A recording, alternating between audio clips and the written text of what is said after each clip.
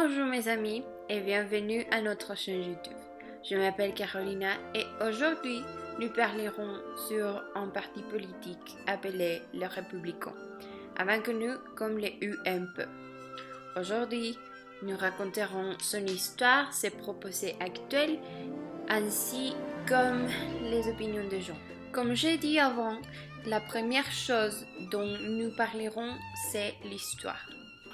Alors, nous commencerons. Ce parti politique a été créé en 2002 en vue d'appuyer le président Jacques Chirac pendant les élections présidentielles en 2002. À ce moment, on l'appelait UMP, qui signifie Union pour un mouvement populaire. Il y avait quelques partis qui l'ont fondé, mais après, ils ont cessé d'exister.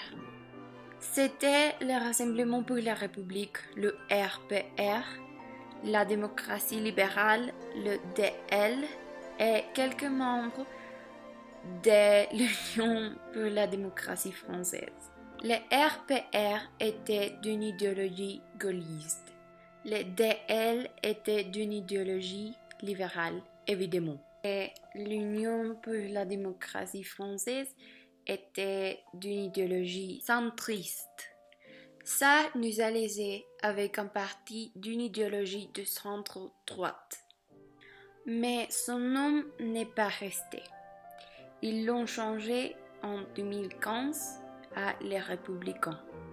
Et son actuel président, c'est l'ex-président de la France, Nicolas Sarkozy. Alors, maintenant, je vous remets aux mains de mes compagnons, Julia et Alejandro. Bonjour, je m'appelle Julia. Je vais parler de l'opinion des personnes sur les partis politiques, l'Union pour un mouvement populaire, ravagé à UMP. L'ère de Chirac, Nicolas Sarkozy, a été très préoccupé pour sa présidence de 5 ans en France avec son parti politique de droite UMP, car dans les ans passés, comme ministre économique, il n'est pas fait un bon travail. Aussi, quelques Français sont irrités parce que Sarkozy veut empêcher les cultures musulmanes en France. C'est une information proportionnée sur le journal Le Monde. Merci. Salut, je suis Alejandro et je vais parler de las propuestas.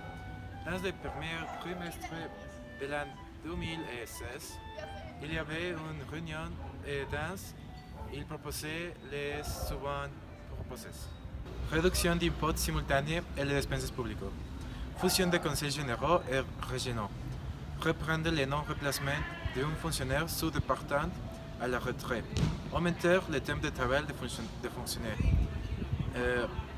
Permettre aux entreprises de s'affranchir des 35 heures via une négociation. Augmenter le temps de travail de tout le monde. Je crois que les idées sont d'une vieille mentalité. Ils pensaient seulement en plus heures de travail et ils ne pensaient pas en une image plus grande. Ils ne pensaient pas en le futur.